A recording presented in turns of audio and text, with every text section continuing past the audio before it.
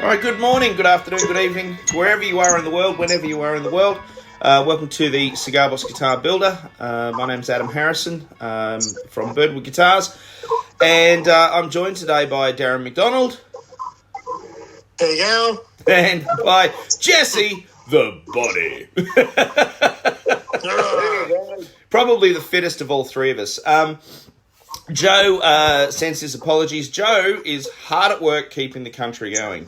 So thank you, Joe, for all the hard work you're putting in today while the three of us are sitting down here drinking coffee and having a great time talking about cigar box guitars and associated crap. Yeah. So let's have a quick run. I don't know about coffee. That's it. Yeah, well, you're at the end of the day, Jesse. Jesse's got his Mountain Dew, is it? I've already been to work. Yeah. And to a doctor's appointment. Oh, nice one. Hope everything went well, my friend. Thank you.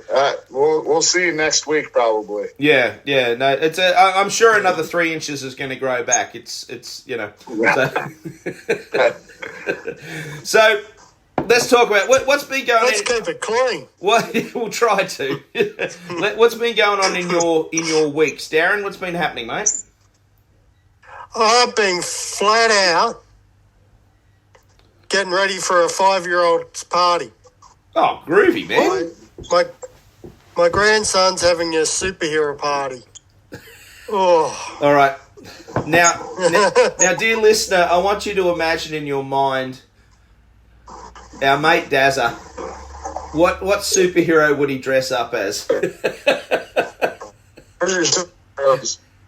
Wonder Woman. Hey, let me give you a clue. What was that, Jesse? What did you hold up there, buddy? It's a Avengers lunchbox. Oh, nice one. That will soon become a guitar at some point. What's that say? Us what? On the back? Avengers. Us. Oh, assemble. Oh, no. A symbol. Assemble. The angle it came up because you're a bit pixelated in the picture. It just said us. All right. What do you got, Darren? Oh, nice one. Hey, don't get close. All right, so for people listening, close. this is visual, Darren. Okay, we're an audio podcast. Darren's got some Wolverine claws on. I thought everyone knew. Darren's got his Wolverine claws out. And that's how he's going to make his next cigar box guitar. Well, that's it. I'm trying to be the new Wolverine. Oh dear. It's too early in the morning for me to come up with a witty comeback on that one, but I'm sure I'll come back with one later today. So, any building? What's been happening build-wise, Daz? Nothing really. Nothing. I've got me Telecaster guitar build. Yeah. That I'm building at the moment. So that's put together. You've got a 3-piece. Looks like a 3-piece laminated body, T-style Telecaster style guitar. You can do another 3-string with the neck through, are you? Yeah, another one, and then another one after that. And who were they for? Were they for yourself, or what are you doing with those? Well, they are for myself, but I'm going to put each of my grandchildren's name on each different guitar. So a bit of an heirloom. Yeah. Lovely, man. That's beautiful. But I have made up some other body shapes. Yep. I don't know if you can see that. Hard to see. You're a bit pixelated, but yeah, I can see big white pieces of paper. So there's planning involved, is what we're saying. Yeah. So I'm stealing bits and pieces from everyone. Oh, that's kind of a fun place to be, really. That experimental stage of putting things together and mocking things up. Is that something you do, Jesse? Do you do a lot of mocking up? Yeah, I've actually I've got a lot of templates there that I follow. Oh yeah. And plenty back there too. That way people know it's yours. So Jesse's currently in his shop at the moment, good listener. And what he's just done, he's just showed us up on the wall above his one of his workbenches there, which again, like Darren, is a fantastic work area. We'll have to do a video, man. So just to kind of show off what's been happening in your shop there. And up on the wall above his workspace, you've got all of the solid body templates. I can see some flying V's up there, some double cuts. What do you got there? Like a Strat style, I think I see there. So it's a couple of really. He's got a telly too. Yeah. So it's a really nicely set up spot. And this is under your house. This is your basement, right? Correct. Yep. That's ace, man. Absolutely ace. Do you have just a quick? Do you have dust extraction? All I have is for like the micro dust. Yeah. It's just small, Oh, that's wonderful. So, but I'm always fighting dust. Yeah. Constantly. But it is what it is. I don't really have any more space for an actual dust collector. Yeah. So this has to do for now. Yeah, I think I'm lucky in a way because my workspace is basically under my house, so I've got that natural cross ventilation because the whole house, apart from the back wall, which is basically a sandstone cliff underneath the house at the front of the house, I've basically open on all three sides. So I'm very lucky in that regard. But still, even then, yesterday I had to do a massive clean. I spent about 3 hours down there sweeping and vacuuming. Basically filled a wheelie bin, Daz, with gunk and garbage, and I was kind of a bit inspired by being in your workshop. I tend to throw myself into everything, and I've actually made a couple of mistakes on some builds last week, basically because and also hurt myself, basically because the workshop was just such a mess. It was just complete kind of chaos in there, and I had a neck in a vise, and I was working around the routing station that I've got, my routing table, and luckily when I'd finished I'd turned the router off and I moved backwards. I actually walked back into the clamp, walked back into the neck on the sharp edge of the timber. I just really got myself in the ribs. Like I actually winded myself, and my wife could hear me from upstairs. She called down and said, "You okay?" Because she'd actually hear me up in the house. I was like, that kind of... It was like being punched in the ribs. And it was like, gee whiz, it's still tender. So almost a week later, it's still tender. So I got myself a good one. Yeah, just... A clean shop is a happy shop. It can be. It can be. You can't have a workplace without no scars. Yeah. Oh yeah, no kidding. That's for sure. Yeah, I've given myself a few good ones. Probably the worst thing in the world I find is it's only a small thing, but it's cutting yourself on frets, because I think it's because of the nickel. The nickel actually reacts with your blood, and it actually really hurts. Like fret cuts are actually really, really painful because I believe from what I've heard, it actually does react with the blood in your system. And firstly, it stops it from stops it from healing quickly. But also, it's painful. I don't know why. Hey, cut yourself on some frets and let me know. I've never got cut by a fret. Yeah, well, I'm using the C.B.Gitty, nickel silver, and because I for years I've been using the stuff on eBay that you can get, which was It's the copper. I think it's a copper nickel. So I think it's copper and nickel. blended in together.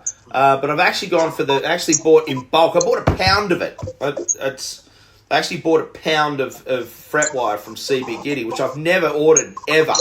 I must admit, I think I was inspired a bit by Del Puckett, and I'm sick of running out of fret wire because I've got builds on that I want to do at the moment, and I just literally don't have any fret wire left. There's nothing left. So, so I put in a big order, and I must admit, sorry guys, and apologies to C.B.Gitty and Ben. I should have done a little intro, just thanking Ben.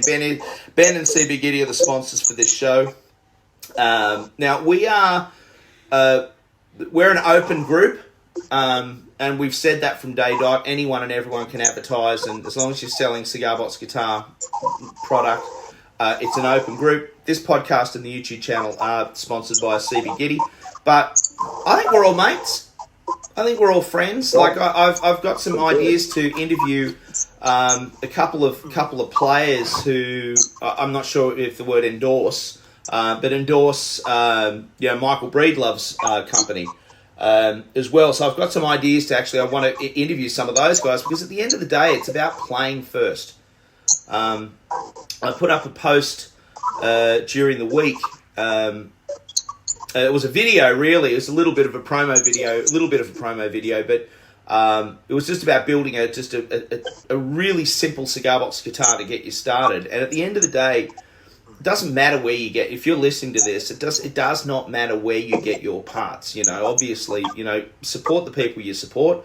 I've used everybody. And there's certain people I use for certain things, and that type of thing. And I think I've interviewed everybody on this show. All the major players, have all been interviewed. Everyone's part of this show, which is really, really lovely. So I do want to keep that going. And even Jesse, for years you were a big MGB supplier, order, but you don't only order from them. I mean, we all get stuff from eBay, and we all get stuff from from all over the place. I think it's about building. It's more important about supporting each other. And sometimes you gotta look at your bank account, and that takes a factor. Well, this part might be $3 cheaper, and I need that $3, for the next part. And there's no disrespect to anybody. We all, even the suppliers have suppliers. Of course. So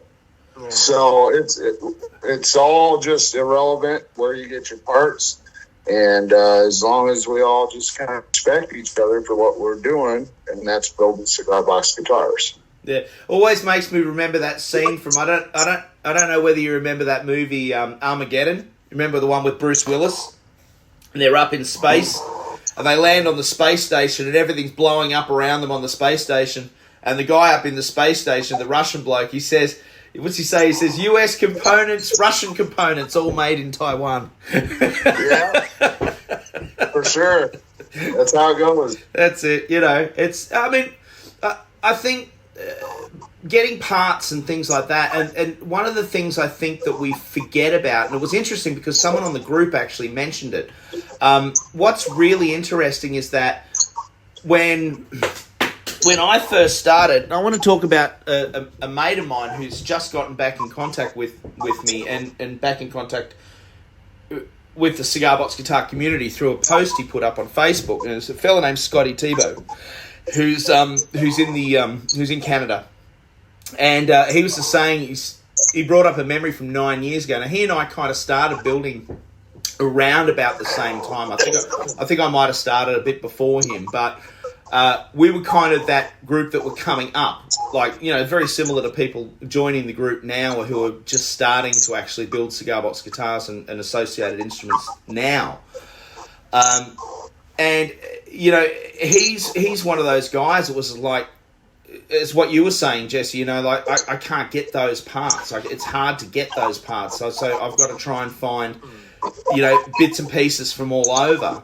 And when we started, although we used to order machine heads and things like that, you'd kind of go to certain companies. There seemed to be a lot more bric-a-brac, if you know what I mean, bits and pieces, found stuff, kitchen appliances, old rusty nails, old people using wire from windscreen wipers, like the thin, that thin, very strong wire from windscreen wipers, using that as frets. I remember seeing, and these amazing YouTube videos from 12 years ago, which I'm really trying to find them and save them on my feed, because I want to do something with those old videos, because of the algorithm, you can't find them anymore.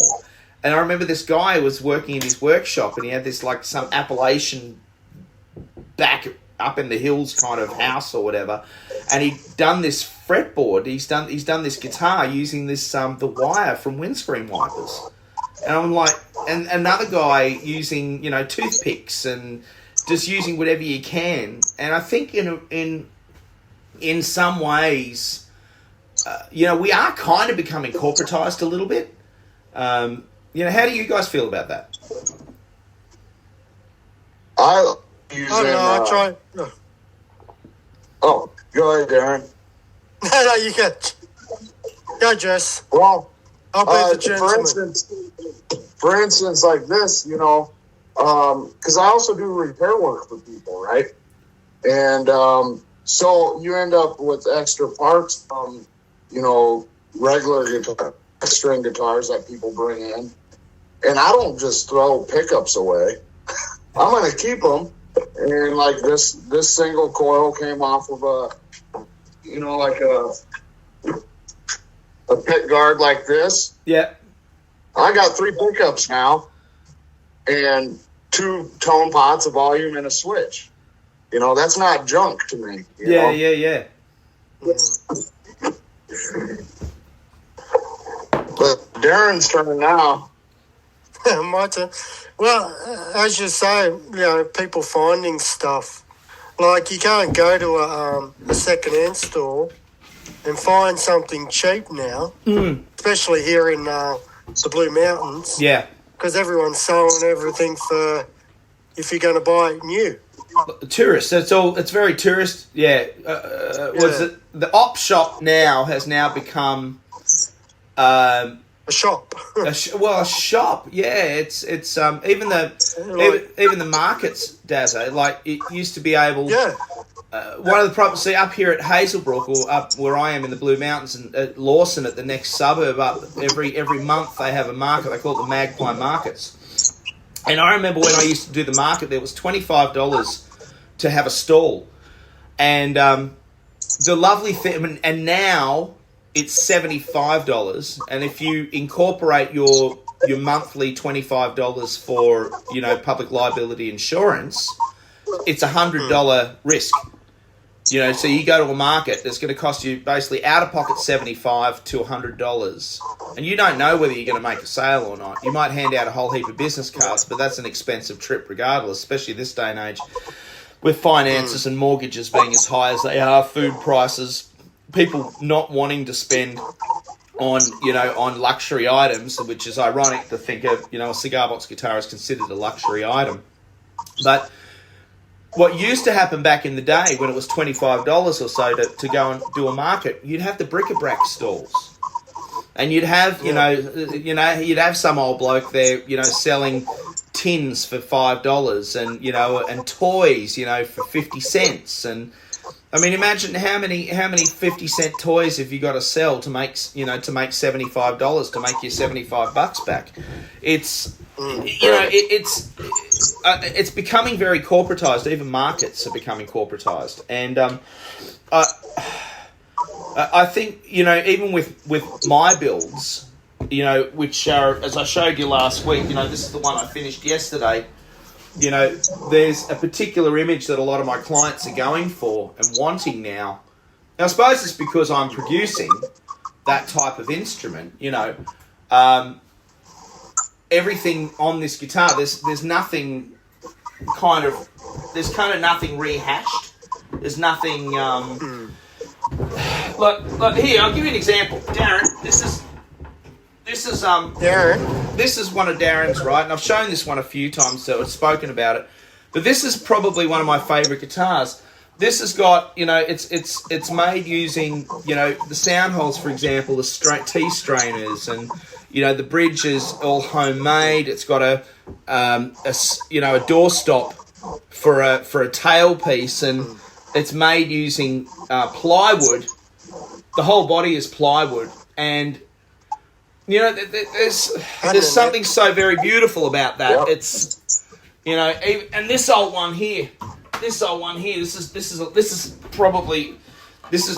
a heavy beast.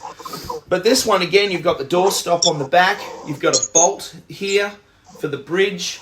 We've got the tuners. Were these off an old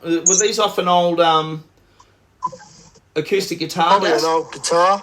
Yeah, that was just off an old second-hand guitar. Oh, is that the tree one?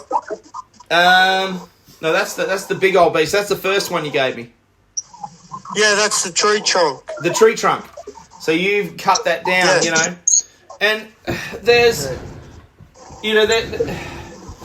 don't know. I think we're becoming. I think in some ways we are becoming corporatized. I'm not saying anything bad about that. It's just, it's nice to do those more rustic builds where you're using bits and pieces that have been found and incorporating those into into new guitars. I'm looking around my room here at the moment where there's bits and I pieces. want to kind of give Michael Pinkerton. Everybody gets along with Michael Pinkerton. Oh, I love Michael. Right? Fretless guitar group. Yeah. So he gave me this idea. Yeah. It's some kind of a steamer, right? Yep. And look how many tail pieces are on there. That's right. For 7 string, 3 string, 4 string, whatever, and that's $3. Yep. I went to the dollar store, bought this, and that just genius, All right. Okay. It's a great idea. Okay. I think we've got a competition. Have you got my other guitar there, Adam? No, it's downstairs in the workshop. I was going to fix the piezo. Oh, I'm sorry. It's dodgy. Yeah, I know. I'm sorry about that. It's in the workshop. Darren and I we use that all the time. It's just, they're wonderful and they're absolutely brilliant. I tell you what, let's do a competition for the group. All right, we'll organise it, and we'll do a competition of building a cigar box guitar. All right, and we can build it as well, but we're not eligible. But what we'll do is we'll do a competition where people build a cigar box guitar instrument using reclaimed parts. All right? So you can use normal machine heads. You can use normal machine heads, right? But we're looking for a rustic cigar box guitar built using parts that you would not normally find on a guitar. How does that sound?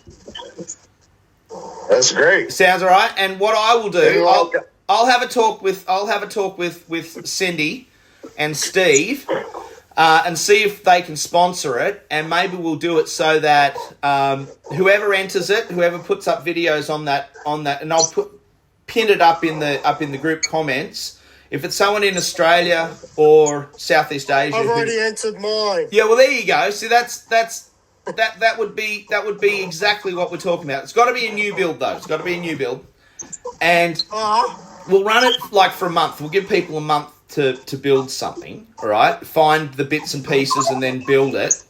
And it could be anything. It could be electric. It could be fretless, fretted, whatever it is. But it's got to be.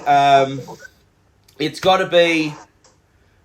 something rustic, you know what I mean? It's non-corporate. It's got to be found bits and pieces. And maybe what we'll do is a range of like a 3-string set, or maybe whoever wins will get a 3-string set of killer strings. Like, it's just a little thing, you know. It's just I can't afford to put money up or anything like that. I'm just me working in a little workshop. But as you know, as Australia's Killer Strings representative, I suppose, I'll say, okay, well, why don't we do that? So sponsored by Killer Strings. I don't know. I'll have a chat with. I don't know whether I've got to do anything legal. Like it's just a comp. I'll put all the names in a hat and pull it out on camera. So whoever I'll get the Makita beater. I'll visit you, Darren, or something like that. We'll get the Makita beater out and we'll draw a winner out that way. But that might be fun, So. I don't know. Maybe I don't know if Ben will. Ironically, I don't know whether Ben would be interested in doing a little sponsor thing for it. I don't know. If not, that's fine. I think it's just the prestige of being in the group, and I think a lot of people are saying, "Hey, you're doing a lot of things with making music, which is what the guitars are for." But maybe it might be fun to. We haven't done a competition of building something yet, so wouldn't that be fun? I think it'll be real fun, and we see it all the time already. People using parts that otherwise wouldn't think of, and I love it. I love that aspect of it. Building a cigar box guitar, like with the yardsticks for boards. Yeah, we don't get them in Australia. We don't get yardsticks. We don't have them. We don't have anything like yardsticks in Australia. I should talk to you because you guys can get them still at like hardware stores and stuff, can't you? Yeah, they're not as good as quality anymore, and they're a little bit. Usually nowadays they're like an inch and a quarter, which is pretty thin, narrow. Yeah. But if you go to antique stores, you can find some really cool old ones. How Jesse? How much do they normally cost for a yardstick, like at your local hardware store? $1. Really? Yeah. How long are they? Are they a meter long, or are they longer than a meter? They're a meter, 36 inches. Yeah. So it's a meter, isn't it? 36 inches is a meter. Yep. I'll look into pretty it. close. I'm just wondering whether I'll send you some money and see how much it would cost to get 10 of them sent out to me. Okay. Yeah, I'll have a chat. I'll talk with you because I've always wanted to do a couple of meter. What do they call I've just got back to metric meter ruler. I'll send you a picture of if I were to build one. I built one when we first moved into Bob's house. Yeah. I found an old yardstick here, and I made a fretless cigar box guitar, and I used like a shoehorn for the tailpiece. It was all just what we were talking about, just about this competition. And I'll send that to you, maybe for like some subject matter. Yeah. If anybody wants to look at it. So it's got to be found bits. The whole guitar's got to be built using found bits. So you can't use, you got to use reclaimed. Maybe I don't know. Would it be too difficult to say reclaimed wood? Because there are a lot of builders who basically can only build using, like your big box store timbers that are pre-cut and because a lot of people don't have access to. I think we'll allow that. What do you reckon? Yeah. We'd allow something like that? Sure, because it's also a matter of what kind of tools you have, because you can go to the big box store and you can get something that's already an inch and a half wide and perfect for the neck. Well, that's what I use. I mean, I've got to admit it. Yeah. I just don't have time or tools that are good enough to rip my own, to rip a lot of my own timbers and things like that. So I mean, I do use a lot of big box timber for my builds, and it's. I mean, I've never had, knock on wood, I've never had any issue with any of them, and some of them are quite beautiful. So they work. A lot of the oak and things like that are really nicely figured. It's not an issue. But even then, I still think that's repurposing. You know what I mean? It's like using, for example, Dazzy. You know what I mean? Like using Marantzi. Oh no, that's reclaimed. So that's a reclaimed fretboard. So here we go, Marantzi. Wall trim. using a wall trim for fretboard. I mean, that kind of plays into it, and I think that's perfectly fine. All right, we'll figure it out. We'll do a create your own adventure kind of guitar. So I don't know. We'll figure it out. But good listener, give us some feedback on this. Let us know what you think. I know we're kind of ruminating about crazy builds and things like rivets, for example. Using rivets for the tailpiece, even that type of thing. It's all just repurposing. It's not using standard guitar fare. Knobs, you think, instead of using pre-made knobs, this one's an old vintage off an old Tesco guitar. So that, you reusing things that are otherwise going to get thrown out. These machine heads, these were actually off an old, I think an old Ibanez, possibly.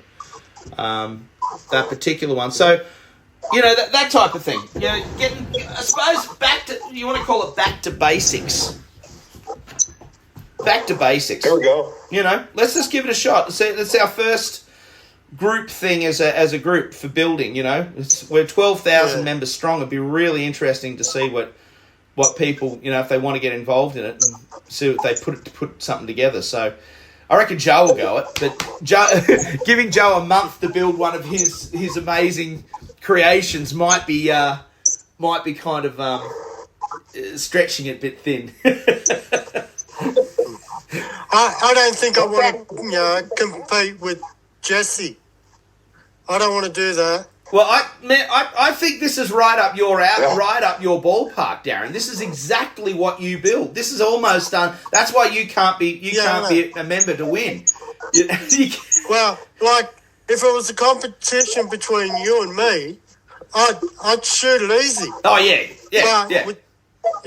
Well, Jesse, going up against Jesse, I don't think. We're not worthy. We're not worthy. We're not worthy. That's because I'm an alien. Oh, that's the skateboard? So using a skateboard body, man. That's it. That's perfect. Doesn't have to be a cigar box guitar. It can be any rustic homemade guitar, whatever. Let's say whatever. If someone builds a skateboard guitar, that's cool. If someone builds a lap steel, that's good. If someone builds but it's got to be made using as many non-guitar related products as you can. Extra points for people who do the wooden sound the wooden pegs. Extra points. Yeah. I mean, extra respect and points. So I'm gonna have to get out my old Charles Atchison book and relearn how to actually do that. I just actually saw someone the other day ask if anybody's used a cricket bat. So I have a feeling we have a member that's going to be using a cricket bat. Oh, that'd be interesting. So someone from the UK or Australia, could be India, could be South Africa maybe? Yeah. I can't remember. But it's got to be somewhere over there because they don't have a cricket. Yeah. America, so. Well, tennis racket guitar. Even have you built tennis racket guitars? I have not. No, I built a couple back in the old shop. You got to get the old timber frames. But gee whiz, they're great fun. They are really great fun. You got to mount everything on the. You either have to mount things on the net, on the netting, or kind of across the top. I think I did a 2-string, or it might have been a diddly bow. I don't think I did a 3-string. But gee whiz, that was a fun build. That one, that was good fun. Actually, that post, it was from a bloke in Hungary. Oh wow! Oh wow, that's cool. I didn't know Hungary was a cricket playing nation. I don't know, but yeah, I can't pronounce the bloke's name. Yeah. It just, but yeah, it's got Hungary. Wow. Man, we are a multinational group. 12,000 members, man. We just hit 12,000 members. It's just... I see the YouTube channel is on the verge of 2,000. No! It is? Yeah, Really? you're Get out about of it. 200 away from 2,000. Oh, yeah, did we hit 1,800, did we? Yep. I've been stuck there for ages, man. I've been stuck there for ages. I don't know what. So I keep trying to mention to the to the members to go over and check it out, because I want to try and do a lot more.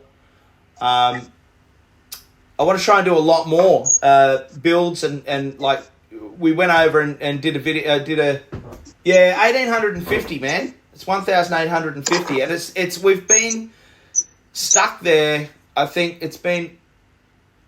we hit 1,800. I think 5 months ago. So yeah, it's taken a long time to get there. But my own Birdwood Guitars YouTube channel as well. That's still under 600, and I've had that going for 10 years. It's got to be 10 years. So I'm getting 50. But admittedly, I've got to admit, I've kind of neglected that channel a bit to focus on this. To focus on the Cigar Box Guitar Builder, and so I don't see. A lot of people don't realise that I don't actually make any money from doing this. It actually costs. I'm not saying woe is me or poor me or anything like that, but it's and we do get very thankfully to Ben talking about our corporate sponsor. Big thanks to Ben and C.B.Gitty for sponsoring. So I get some assistance with getting parts, as kind of a trade off for advertising for him. I do get some help with that. But at the end of the day, there's still admin fees. I use a mixer. I'm buying parts and advertising, and it's pretty hectic. So what I might end up doing this year is revisiting the Patreon thing. So I don't know if anyone's, see if anyone's interested in supporting the show, doing a bit of a Patreon thing where, members pay $1 a month or something if they want to, or $2 or $4 or $5, do some different tiers. But to do that, I've got to get basically better content. So it's got to be. So I'm thinking this year about maybe putting some walls around my workshop. So I might be talking to Darren about coming over and having a look and see if, because everything under my house is steel poles. So I've got to try and figure out how I can rig some fake walls to enclose my workshop a bit, so that I can actually have stuff. Yeah, well, just let me know, and I'll make up something that I'm doing. Yeah. Well, see, Darren. Hey. Darren built his workshop. Oh. From that, sorry. No, I didn't. God, yes, you did. It's your shed. It's like he's built it from the ground up. So I mean, I'll be chatting with Darren about maybe enclosing mine and trying to do things a little better, and and that type of thing. But yeah, it does. It costs a lot of money to put on, each year to put on the show. I think I averaged it out. It was nearly $400 a year to put up the podcast. And so what I'm saying is that my YouTube channel for this, the Cigar Box Guitar Builder, that's had all of my attention put on that to kind of, build things up there. But I've neglected my own business in the process. So I'm trying to get that one up and running as well. Jesse, you going to do a YouTube channel? I have one, but it doesn't do very well. I maybe have 30 subscribers. Yeah, see, Del, so if I look over here, so because I know we were talking initially, when we were planning the show, we were going to talk about influencers and YouTube influencers and stuff like that. How long have we been into the show so far? 39 minutes. So, mate, what we might do in the next show is maybe have a chat about, who some of the bigger influencers are out there. And maybe ways to kind of increase. Because if we look at, like, Chicken Bone John, for example, 13.8 thousand subscribers. Everyone's favourite guy in the world, Del Puckett. Everyone loves Del, even though he never gets back to me on Instagram. He's on 40,000. subscribers. So he's probably one of the biggest guys. Even Liesel, no, not Liesel. Sorry, no, apologies to Liesel. Well, Liesel's doing all right. She's got up to 336 subscribers, so she's doubled almost her. Justin Johnson's the biggest, but you could argue now that Justin Johnson's not Cigar Box guitar related anymore. He's got 1.69 million subscribers. Show off. Yeah. A guy that you should watch, actually, and I know he's not Cigar Box guitar oriented, but a fella named Tim Sway.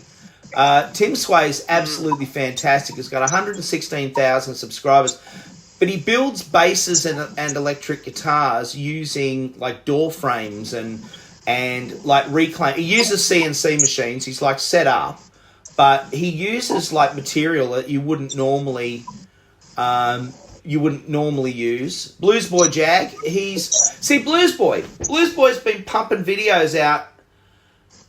He's got 1.1 thousand videos. He's been going for years. Like his very first, if we go on, he's got 4.96 thousand subscribers, which is well earned. But if we go and have a look, his first video, if we go back, was 18 years ago. Wow. 18 years ago, man. And, like, what... Hang on, I was Southern Fire. Here we go. Michael. And Michael's got 56.5 thousand subscribers. Dang. And he started... when did he start? He started back in 16 years ago. So he's been going for 16 years. He's really interactive with his videos.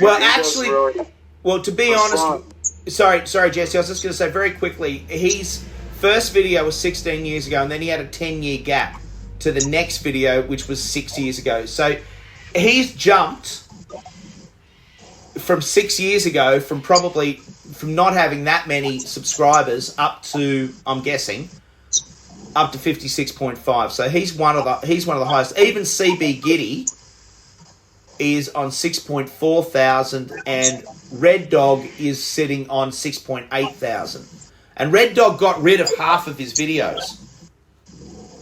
He had a lot more videos up, but he's focused now a lot more on, I think, on producing music and kind of putting up those music clips. His CDs are great. You can actually download them. They're absolutely fantastic. They're really, really good. Sorry, Jesse, I interrupted you, mate.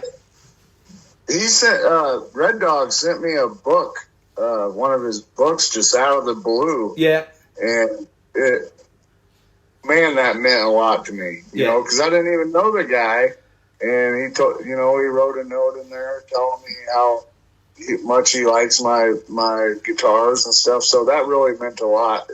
I keep his book right over here on my desk. Go and grab it. Go and grab the book. What's his name? John McNair, isn't it? Yes, I believe so. John McNair. Yeah, John McNair. I'd love to interview John. He's one of the guys I followed. Oh wow, man. Oh man, yeah. I think I've got to buy a couple of books this year. There's a couple of people who've put out some books this year, and but he built some beautiful instruments. Oh, he's a craftsman. He's an absolute. I mean, his guitars are insanely expensive. Like we're talking $1,500 a guitar, but they are beautiful. And again, the thing with his instruments are everything's kind of.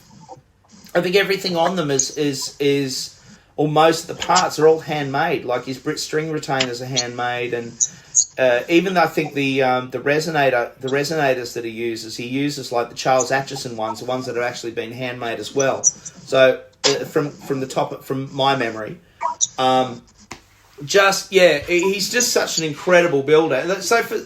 But I wish he'd put up those other old videos, though. Even our friend, our old mate, who we've never had a chance to talk to, and I would love to have spoken to him, Shane Spiel.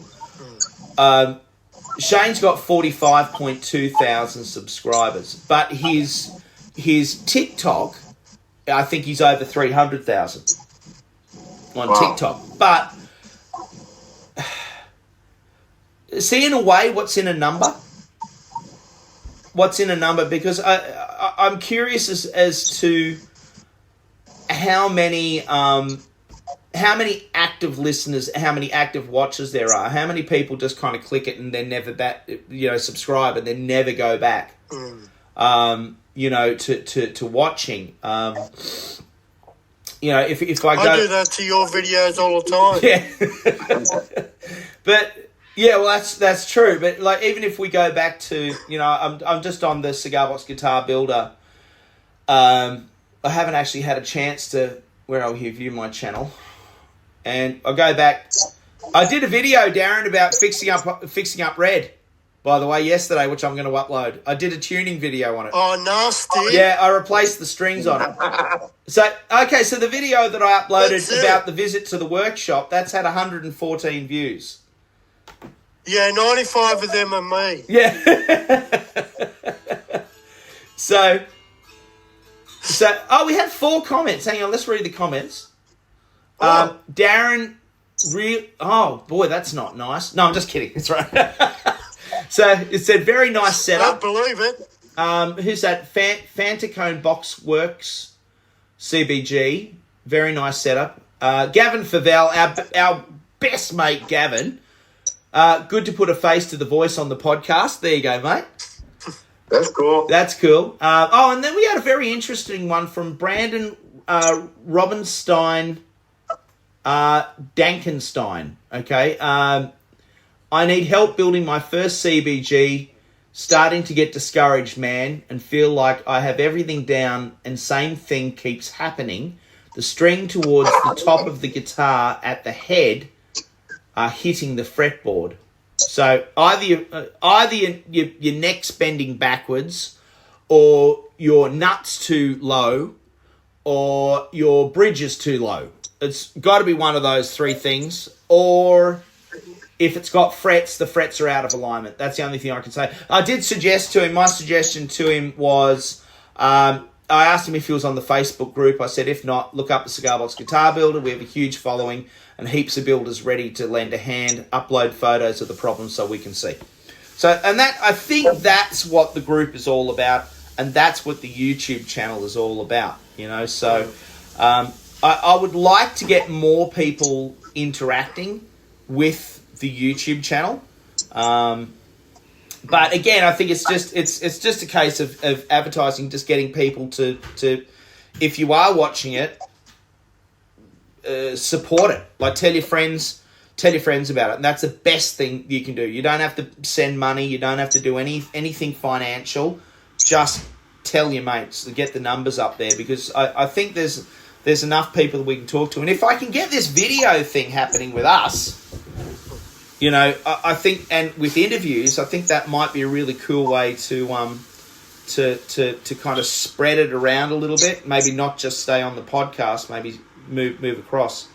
So people would love to see too. People would love to see our faces and what's behind us, what we can bring onto camera. Maybe someone has a question, and the next time you do a podcast, well, here. Yeah, this is how you fix that. Well, a lot of people don't even know what a podcast is. When listening to a podcast becomes a practice like putting on a CD, and if it's not in your kind of wheelhouse, it's not something that you tend to go back to. Like I've got my favorite podcasts that I listen to. And they're not all about cigar box guitar building. Like I love building plastic model kits, so there's a couple of those. I'm a World War II buff. I'm insanely interested in all aspects of World War II and all of that. So there's a podcast that I listen to every week. Usually they put out a couple of episodes a week. It's got massive following. It's called We Have Ways, if anyone's interested. It's absolutely brilliant. Couple of authors and historians actually run that, and it's absolutely brilliant. I've learnt so much about World War II and the ramifications of it and things that we're still dealing with today, and things that we could be learning from today from looking back. It's really interesting. So podcasts are a really cool thing. So obviously, if you're listening to this, you're already listening to podcasts. So best thing you can do, tell all your friends about it. All your CBG buddies, tell your friends about it. But if we can do a YouTube thing as well. Yeah. Listen to the podcast. I do. I'm telling my friend. This is the only podcast I listen to. Well, okay, my challenge to you this week is to find another one. Find another podcast. Find another friend. Because it's interesting. So, Jesse, you don't use podcasts? No, I do watch a lot of videos, but it's mostly music related. Yeah. And I'm on TikTok. I post on TikTok daily, pretty much. Most of it's guitar related. Sometimes cats. I love cats, So, but no, I need that visual. Yeah. I can't just put earphones in and listen to somebody talk for an hour. Yeah. That's hard for me to do. See, Darren, you don't listen to podcasts either, do you? I do sometimes. Oh, what are they? What are they based around? Well, I've listened to our one. Yeah. And then I stopped. Yeah.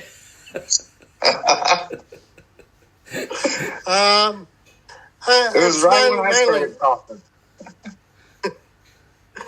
No, it's generally when Adam talks. That's when I zone out. But yeah, I listen to a lot of stuff on musicians and music, stuff like that. Yeah. So that's it. So out of the three of us, I don't know whether Joe listens to podcasts. So at least one of us. So I listen to podcasts all the time. Darren sometimes. Jesse never. So it's interesting. So we've got to try and obviously maybe look at doing this in a video format somehow as well, or doing more of this type of thing, maybe just for YouTube or something. Oh, a little plug for Del Puckett, by the way, guys. Del, as far as I know, Del's actually starting up his own video podcast.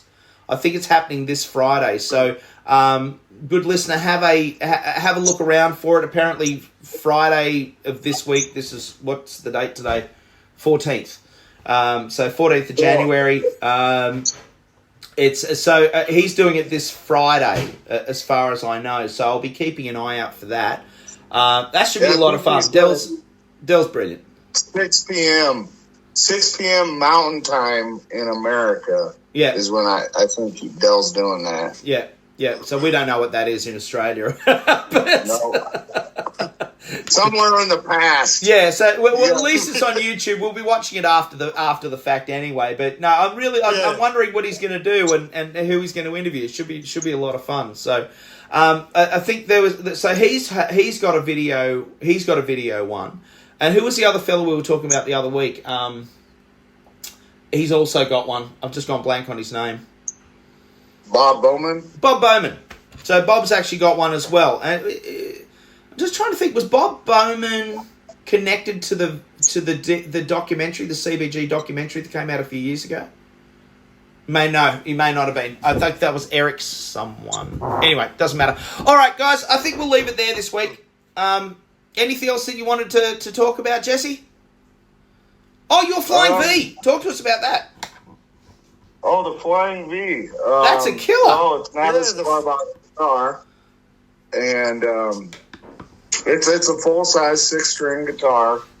It's a hollow body V shape out of cedar. And I actually cut this tree down probably 5 or 6 years ago. I had plans of building a big dining table, and I never got around to it. So what better else to build than a guitar? Gee whiz. And yeah, it's pretty nice. I'm calling it the Telly V. Just a crazy idea of making a Telecaster on a V-shaped guitar. It looks beautiful, man, and you got sparkly You got nail polish, blue nail polish on it, and pink epoxy. Yep.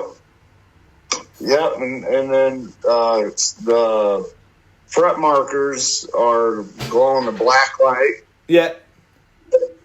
And the toughest part was just days before I wanted to start this, my thickness planer went kaput. Oh, no. The motor went out. So, I remember reading about that, yeah. Yeah, so it took a little bit longer than expected because then I'm resorting back to doing things by hand. Yeah. But, yeah, that's my newest one. And that CBG Mojo 2.0, Yep. that should be heading to Florida by way of Cindy Morris here in the next week or two. Oh man, that is awesome. And that's going off to Steve Harvey. Yep. And that's great. Again, I'm sorry for cutting up all those valued cigar boxes. Well, to make something amazing as you've done, it's growing. brilliant. But it was still heartbreaking to see all those cigar boxes get cut up, man. It's so hard to get here in Australia. But look, that's all good. Jesse, I see a plethora of instruments around you on the walls. And my question again is, I think we brought this up when we tried doing the podcast on Sunday morning. Apologies to listeners. It's a little late this week because I tried being very clever and doing things differently. And not only did the audio not work, but the video didn't work either. So anyway, so we've had to redo it today. My question to you is about a website. I think because you don't have a website, do you? No, I don't have a website. All I've got is, Facebook and TikTok and YouTube, Instagram, but no actual shop. An online shop. All right, and okay. That sets me back a little bit. Yeah, so my suggestion to you, and I'm saying this to everybody out there, go and check out Shopify. Shopify, all right, because they've got a basic package, which is basically Australian, $7 a month. Okay. $7 a month. Now you still need to create a domain, so you'll need to make a domain, like a .com, so you'd be obviously, jessethebody.com, and but it's a very basic platform, but it's something you can build upon, and once it starts coming in and starts happening, you can then go to their more expensive package. Like for us here in Australia, it's like $56 Australian. For you guys, it's a bit less. I think it's about $44 US. But their basic package starts at $7. And all it basically is a front page. You put your product on it, and that's it. You still have your online ship. You still do online shipping globally and domestic. You can still do... you can link. I think you can link to your Facebook and stuff like that. You'll get your own domain. If you have to buy a domain, obviously you do. You do your own website, but you can link that then to your Facebook, and you can link that then to your Instagram and to your TikTok and drive trade from there. The only thing you've got to figure out is just take time to. Like I've been doing it now for 10 years. I've had a website. No, it's been longer than that. I think what's it 13 years now. I've had a website, and it's remarkable, that feeling when you get your first sale, and you've got a proper product. You can take photographs of your product, put it up, upload it. It's a steep learning curve if you've never done it. It's not the easiest platform to use, but it's manageable. It is manageable, and there's a lot of tutorials on there. So, that's the thing. It's you got all of this product, and it's not like Darren. See, Darren, you've got all your guitars, and you don't really want to sell them because you love them. They're your babies. You know what I mean? Well, I like them. I have been thinking about selling, but yeah. Well, from where I live like 5 minutes away from you, you, so I can help you set that up. That's not a drama. But, at the end of the day, if you want to do it, that's what this podcast is about. It's about helping each other out. It's about, if you want to sell, we'll help you sell. If you don't want to sell, that's fine. We're happy for you not to. I reckon I can get $1 for this. Yeah. Asshole. So I do have a page or whatever you want to call it on Reverb.com that I've had for a couple of years, but I honestly don't like it because they have so many fees for the buyer and the seller that everybody ends up losing money. And I've probably sold, 12 to 15 guitars on Reverb. Yeah. And it's easy to use and it's free. Well, it's not free. It's like eBay. eBay costs you a fortune. I've got stuff on eBay, but I lose nearly 25% of my sale in fees from eBay. It's just insane. But I still advertise there because I cheekily put a picture of my business card with the email address, and that sometimes I'll get people going there and going, "Oh, I'll just go to the website." So I do sneaky do that. But Reverb's been useless for us. In Australia, it's useless because shipping fees, the Reverb shipping fees are insane. It's absolutely, and it's ridiculously overpriced. And it is overpriced because you can get cheaper shipping from the US. Ben Baker showed that. He was able to organise cheaper shipping, to Australia and New Zealand. It shows that you can do it. What I'm saying, it sounds like a plug for Ben, but it shows that you can actually do it. And Reverb have got no interest in doing that whatsoever. So Australian buyers and people outside of America, we usually just don't use it. It's fairly useless. But the thing is, though, the other thing I don't like about Reverb is they'll put your product up, and then directly under it, they put your competition. And they say, you might also be interested in this. So someone who's looking at your guitar might look underneath and go, oh, I like that one more. So you've lost that sale because they've advertised to somebody else. So, go and check it out, Jess. Check it out. Take some time to check it out because it's, at the end of the day, if you can link it to your Facebook, if you can link it to, and you can link it to YouTube, it's very easy because all of those platforms have got a space for you to put in your website. And don't forget, a lot of people don't like contacting you direct. A lot of people, want to buy online. They don't want to talk to a person if they can just simply click on it and say, I'm going to have that shipped to me. And you have a refund policy. I've got a refund policy and an exchange policy as well. So, at the end of the day. And I had someone reach out to me, just their own free will, probably 4 or 5 months ago. Hey, Jesse, you need a website. I'm going to create one for you. And I went through, I got pictures, I made stories of, like a bio, and I sent her all this stuff, and she kind of ghosted me. So I was, do it yourself. Do it yourself. I was really looking forward to it, but it didn't happen, and I don't want to hound her anymore about it either. Yeah. So, I just need to. Have you saved all of that? Have you saved all of that information? Yeah. Well, there you go. That's it. You got your products there. You've already got your blurb on each of the instruments that you've got. You got a place to start. Start with 3 instruments, and then bring in. And have maybe have a cigar box guitar, have a solid body guitar, and have whatever you're doing. But it's a case of getting out there and doing it. And I think the hardest thing to do is believe in yourself that you can do it, and that's it. But let us know, guys. Let us know how you go. I'm not sponsored by Shopify or anything like that. I have no affiliation with them apart from the fact that. For my for Birdwood guitars, I use Squarespace. I've been with Squarespace for a while. I quite like Squarespace. I think they're doing a pretty good job. I've used Weebly before. Weebly were also very, very good. They were okay.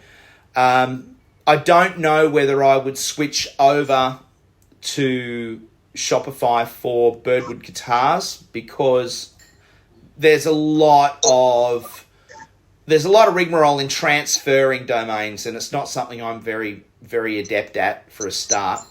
I'm not sure if I would actually be able to do it, but like I've got budgetguitareffects.com is on Shopify. I've got also the Cigar Box Guitar Build, the CBGbuilder.com. That's this group's and this podcast's dedicated website, selling T-shirts and the guitars that I make, for the show. They're going to go on that site. There's not a lot of bites, to be honest with you, so I'm not sure how much it gets pushed, but I also haven't been pushing them because I'm pushing Birdwood guitars. So sure. There's that. So I think you get out of it what you put into it. You know what I mean? It's just one of those things, and it's cool, man. It's cool. It's fun. It's actually quite fun, but it is time consuming, and you've got to dedicate yourself to actually being online at least a couple of days a week. Updating the website, putting in new product, adjusting things if you need to. Making sure you've priced your gear effectively and that you've got a decent postage cost. That's the thing. It's probably the hardest thing to think about is how much it's going to cost. So, Jesse, you could take one of your guitars, for example, down to your local post office and say, okay, pre-box it and say, okay, put it on the counter and say, okay, how much would this cost for me to post this guitar to, New York or to LA or to Anchorage, Alaska, or you know what I mean? Like get some ideas of costings of how much it would cost you, and then you go, okay, that's my postage cost. And that's actually there's a calculator online that I use all the time. Sweet, man. And you can just you can probably get within $5 or $10. Yeah. So your solid bodies are harder to post, but anyway. All right, guys. Look, we'll leave it at that. Darren, I hope that's given you some ideas as well, some thought. I know you're kind of on the edge now. Because originally when I was talking to you about setting up a website, you were like, nah. Now you're kind of like, kind of interested. Just to mention one thing about being nasty about your guitar. Yeah. I thought about doing this to it. I've got a grumpy sticker. Oh. That would look nice.